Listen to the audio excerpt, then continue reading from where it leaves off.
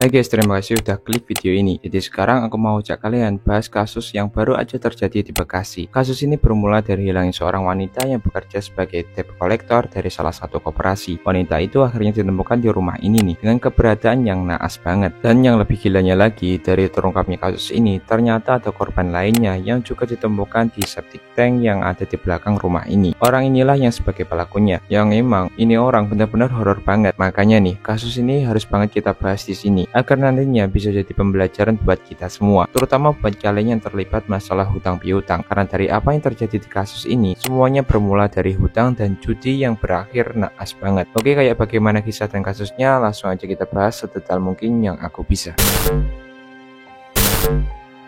Jadi semuanya bermula dari orang ini yang bernama Sunardi, yang berasal dari desa Sindang Mulya, kecamatan Cibarusah, Kabupaten Bekasi. Dia tinggal dengan istrinya yang berinisial JM dan juga dengan satu anak mereka. Saat itu Sunardi bekerja sebagai buruh bangunan, sedangkan istrinya bekerja sebagai TKW di luar negeri. Tapi setelah lebih dari 20 tahun nikah dengan istrinya, di tahun 2015 Sunardi pun nikah lagi dengan wanita lain sebagai janda beranak dua. Wanita itu bernama Almaidah yang saat itu sudah berusia 51 tahun. Almaidah ini udah punya dua anak dari suami sebelumnya, bahkan anak-anaknya pun saat itu udah dewasa. Setelah menikah, Sunardi mengajak Almaidah tinggal bersama di kampung halamannya yang ada di desa Sindang Mulya, Kabupaten Bekasi. Sedangkan istri aslinya itu tinggal di rumah lain yang masih berada di wilayah Bekasi juga, yang saat itu masih belum dia ceraikan. Nah, jadi saat itu ya Sunardi ini punya dua istri sekaligus. Tapi soal Almaidah, setelah dia menikah dan tinggal bersama Sunardi, awalnya semuanya baik-baik aja. Nah, tapi lama-kelamaan ya, setelah dia tahu kayak gimana sikap asli Sunardi ini, barulah dia pun sering makan hati karena sikap Sunardi ini yang emang benar-benar sangat nggak terpuji. Karena saat itu Sunardi ini kecanduan judi yang ngebuat uangnya sering habis, dan juga punya sikap temperamen yang sering melakukan KDRT ke Almaidah, terutama di saat dia yang nggak ada uang karena kalah judi. Terus karena sering mengalami kesulitan keuangan, Sunardi juga sering berhutang, bahkan sampai kecanduan berhutang. Bahkan parahnya nih, dia juga pernah menjual motor anak tirinya dengan alasan kalau dia sedang butuh modal untuk usaha, yang ternyata ya motor itu dijual untuk modal judi. Karena ini Almaidah dan anaknya yang sebagai anak tiri Sunardi ini mulai memahami sikap aslinya. Sampai karena ini ya hubungan mereka pun mulai memburuk. Tapi nggak sampai di situ aja, karena setelah itu ya Sunardi ini lagi dan lagi secara diam-diam menggadaikan sertifikat tanah milik Almaidah ini ke salah satu bank swasta yang ada di sana, yang dia gadaikan sebesar 50 juta rupiah. Setelah itu uangnya pun digunakan untuk foya-foya di karaoke dan juga untuk modal judi lagi. Sedangkan Almaidah yang awalnya nggak tahu kalau sertifikat tanah itu sudah digadaikan, sempat berencana mau mengurus balik nama sertifikat tanahnya ke anaknya. Ternyata sertifikat tanah yang dia simpan di rumah itu udah nggak ada. Karena ini dia pun langsung nanya ke Sunardi soal keberadaan sertifikat tanahnya. Awalnya Sunardi pun nggak mengaku. Nah, tapi karena terus-terusan didesak, Sunardi pun mengaku kalau sertifikat tanahnya itu udah dia gadaikan untuk buka usaha, yang lagi-lagi beralasan untuk buka usaha. Tapi karena Almaidah yang tahu betul kalau Sunardi ini penipu, jadinya dia pun minta dibuktikan di mana usaha yang dia buka. Nah, karena nggak bisa membuktikan, akhirnya Sunardi pun baru mengaku nih kalau uang dari gadainya itu udah habis dia gunakan. Karena ini Almaidah pun pastinya marah besar, sampai mereka pun bertengkar bahkan berujung pisah ranjang. Karena saat itu di tahun 2021 Almaidah pun memutusin ninggalin Sunardi ini dengan pindah ke wilayah perumahan KSP yang ada di desa Sukaragam, yang nggak gitu jauh dari rumah Sunardi ini, karena cuma berjarak sekitar 15 menitan aja. Tapi biarpun udah pindah rumah, Almaidah ini masih tetap bersikeras minta Sunardi ini untuk menebus balik sertifikat tanahnya yang udah dia gadai. Namun Sunardi ya sama sekali nggak punya uang untuk menebus balik sertifikat tanahnya. Terus karena udah lebih setahun Sunardi yang sama sekali nggak bertanggung jawab, akhirnya di bulan November tahun 2022 Almaidah pun langsung mendatangi Sunardi di rumahnya untuk langsung minta sertifikat tanahnya dikembalikan. Sedangkan Sunardi yang udah kebingungan sampai dia pun melihat suatu celah, karena dia sadar kalau di rumah itu cuman ada mereka berdua. Nah, jadi disinilah dia pun langsung berencana untuk melenyapkan Almaidah di rumah itu, yang dianggap sebagai jalan keluar masalahnya. Setelah bulat dengan tekadnya, Sunardi pun langsung menarik kerudung Almaidah sampai lepas. Nah, setelah itu dia pun langsung mengeksekusinya dengan menggunakan kerudung tersebut. Sampai akhirnya ya Almaidah pun berhenti bernapas di situ. Setelah memastikan Almaidah yang udah nggak bernapas lagi, awalnya dia pun sempat bingung mau dibuang kemana tubuhnya. Sampai akhirnya dia pun kepikiran ke septic tank yang ada di pekarangan belakang rumahnya. Jadinya di tengah malam dia pun langsung ngebuka septic tanknya dan berhasil ngebuang tubuh Almeida di situ tanpa terendus siapapun. Karena lokasi rumah ini memang berada di lahan belakang yang nggak terlalu kelihatan dari depan, jadi ya nggak ada satupun warga yang tahu soal apa yang terjadi. Bahkan karena emang rumah itu nggak terlalu terlihat dari jalanan, makanya nggak ada warga yang curiga dengan keberadaan rumah Sunarti ini. Nah, sejak saat itulah Sunarti kembali hidup sendirian di rumah itu, karena istri pertamanya pun tinggal di rumah lain, sedangkan Almeida yang sebagai istri keduanya pun udah dia lenyapkan. Setelah itu Sunarti pun kembali ke kebiasaan lamanya, yaitu berjudi. Bahkan karena dia nggak ada lagi penghasilan, jadi dia pun makin sering berhutang ke banyak orang, dan akhirnya ya dia pun terlilit hutang lagi. Bahkan saking banyaknya hutang, sampai di bulan Januari 2025 dia didatangi oleh debt collector dari koperasi tempat dia berhutang yang datang ke rumahnya untuk menagih hutang. Orang itu adalah wanita bernama Sri Pujianti, wanita yang udah bekerja lama sebagai debt collector dari koperasi simpan pinjam tempat Sunarti ini berhutang. Nah, setelah sebelumnya Sri ini udah beberapa kali nyamperin rumah Sunarti tapi nggak pernah ketemu. Akhirnya di tanggal 3 Februari tahun 2025 barulah dia berhasil ketemu dengan Sunarti di rumahnya. Di saat itulah Sunarti pun panik banget, nggak bisa bayar hutangnya. Bahkan di saat itu pun Sunarti ini ingat dengan kejadian sebelumnya, makanya dia pun melihat Sri ini sebagai ancaman yang sama seperti Almeida dulu. Nah, akhirnya dia pun punya niat jahat yang sama seperti sebelumnya. Saat itu juga Sunarti pun langsung ngajak Sri masuk ke rumahnya dengan alasan dia bilang mau ambil uang di dalam rumah. Nah, pas Sri masuk ke dalam rumah dan berdiri membelakangi Sunarti, tiba-tiba Sunarti pun langsung mengeksekusinya dengan cara yang sama seperti sebelumnya, yaitu dengan menjerat korban dengan kerudung hingga tidak bernapas. Setelah berhasil melakukan aksi kejinya, Sunarti menyeret tubuh Sri ini ke dalam kamar dan disembunyikan sementara di balik kasur yang disandarkan di dinding, yang nantinya ketika malam hari ia akan memasukkan tubuh Sri ke septic tank lagi. Nah, setelah itu kasus ini pun belum terungkap, bahkan karena sejak kejadian itu motor Sri dan handphonenya pun ikut hilang. Makanya keluarga Sri ini awalnya mengira kalau Sri ini jadi korban kejahatan di jalanan. Tapi sejak itulah pihak keluarga dan juga pihak koperasi mulai mencari keberadaan Sri, karena sejak Sri pergi ke rumah Sunarti, Sri ini udah nggak pernah balik lagi. Sampai akhirnya kasus ini pun mulai terungkap karena sebuah kejanggalan. Karena sebelumnya kan ya Sri ini sempat ngasih tahu ke pihak koperasi soal rencana dia buat menagih hutang ke rumah Sunarti. Nah, sejak Sri nggak balik-balik, pihak koperasi ini pun langsung nyamperin rumah Sunarti. Tapi pas disamperin, Sunarti ini langsung bilang kalau Sri ini nggak ada di rumahnya dan sudah pergi ke tempat lain sore tadi. Tapi karena jawaban Sunarti ini makin aneh dan berbelit-belit, akhirnya pihak koperasi pun melapor ke pihak kepolisian soal hilangnya Sri ini dan menjelaskan kalau Sri terakhir kali pergi menagih hutang ke rumah Sunarti. Dari sinilah pihak kepolisian pun langsung mendatangi rumah Sunarti untuk melakukan pemeriksaan. Pihak kepolisian mulai melakukan penyelidikan terhadap rumah itu untuk melakukan olah TKP di dalam rumah. Setelah melakukan olah TKP, pihak kepolisian pun mencium bau menyengat dari sebuah kamar. Nah, setelah mereka membuka kasur yang disandarkan di dinding kamar tadi, akhirnya mereka pun menemukan jasad Sri yang sudah kaku. Dan karena rumah itu adalah rumah milik Sunarti, maka saat itu juga Sunarti pun langsung jadi buronan dan ditetapkan sebagai tersangka utama. Setelah ditangkap, akhirnya dia pun langsung dibawa ke kantor polisian untuk dilakukan rekonstruksi dan penyelidikan lebih lanjut. Dari sinilah akhirnya ya penyelidikan terus dikembangkan hingga akhirnya polisi pun menemukan lagi satu jasad lainnya yang dikubur di septic tank belakang rumah Sunarti. Nah, jasad yang ditemukan di septic tank itu adalah jasad dari istri kedua Sunarti yang bernama Almeida, yang sebelumnya udah dia bunuh sejak tahun 2022 lalu. Setelah menyelidiki lebih lanjut, Sunarti pun akhirnya mengakui seluruh perbuatannya. Dia mengaku kalau dia membunuh kedua wanita itu karena merasa terancam dan juga karena tertekan dengan kondisi ekonomi dan hutangnya semakin menumpuk. Tapi yang bikin ngeri adalah kedua korban ini dibunuh dan dikubur di rumah yang sama dalam waktu yang berbeda. Dan yang bikin ngeri juga adalah nggak ada satupun warga sekitar yang tahu soal kejadian itu, karena rumah Sunarti ini emang jarang dikunjungi orang dan posisinya juga agak terpencil di belakang. Bahkan warga sekitar pun kaget banget pas tahu kalau selama ini rumah itu ternyata jadi tempat pembunuhan dan penguburan jasad dua wanita. Kasus ini pun langsung jadi sorotan publik karena jadi salah satu kasus pembunuhan berantai yang nggak disangka-sangka. Bahkan banyak orang yang nggak nyangka kalau Sunarti yang dikenal sebagai pendiam itu ternyata bisa melakukan pembunuhan kejam kayak gini. Dari sinilah akhirnya Sunarti pun langsung ditetapkan sebagai tersangka dan dikenakan pasal berlapis, yaitu pasal pembunuhan berencana dan juga pasal penghilangan nyawa secara sengaja. Bahkan polisi juga sedang mendalami kemungkinan kalau ada korban lain yang mungkin pernah dia hilangkan, karena mengingat rumah itu udah lama banget ditinggali dan posisinya juga cukup tersembunyi. Tapi sejauh ini polisi baru menemukan dua jasad korban, yaitu Almeida dan Sri Pujianti, dan keduanya pun langsung diidentifikasi dan diserahkan ke pihak keluarga masing-masing untuk dimakamkan dengan layak. Sunarti pun langsung ditahan di kantor polisi Bekasi dan rencananya akan segera diadili untuk mempertanggungjawabkan seluruh perbuatannya. Sementara itu, banyak warga sekitar yang sampai sekarang masih nggak percaya kalau rumah yang selama ini mereka anggap kosong dan sepi itu ternyata menyimpan kisah kelam yang menyeramkan. Bahkan sampai sekarang, rumah itu pun masih dipasang garis polisi dan jadi tempat olah TKP untuk kepentingan penyelidikan lebih lanjut. Beberapa tetangga pun mengaku merasa merinding setiap melewati rumah itu karena nggak nyangka kalau di dalam rumah itu pernah terjadi pembunuhan keji dan penguburan jasad seseorang tanpa ada yang tahu. Bahkan sampai sekarang, banyak warga yang masih nggak berani mendekati rumah itu karena trauma dengan kejadian tersebut. Nah, jadi itulah kasus horor yang dilakukan Sunardi ini di rumahnya. Dan semoga dari kasus ini juga ada pembelajaran yang bisa kita petik, terutama untuk kalian-kalian yang mungkin punya masalah hutang. Ya, harap hati-hati dan berpikir baik-baik kalau kalian pergi sendirian untuk nagih hutang, apalagi dengan nominal yang relatif besar, karena kasus kayak gini sebenarnya udah sering banget terjadi. Makanya, sekarang kasus ini harus banget dijadikan pembelajaran sih, supaya kedepannya kasus-kasus kayak gini amit-amit jangan sampai terjadi lagi, dimanapun itu dan untuk siapapun itu, karena kita semua berhak untuk itu. Oke lah, sampai di sini aja pembahasan kita soal kasus ini. Sampai ketemu di kasus-kasus selanjutnya, karena aku udah siapin beberapa kasus yang kayaknya harus kita bahas juga di sini. Sampai jumpa di video berikutnya.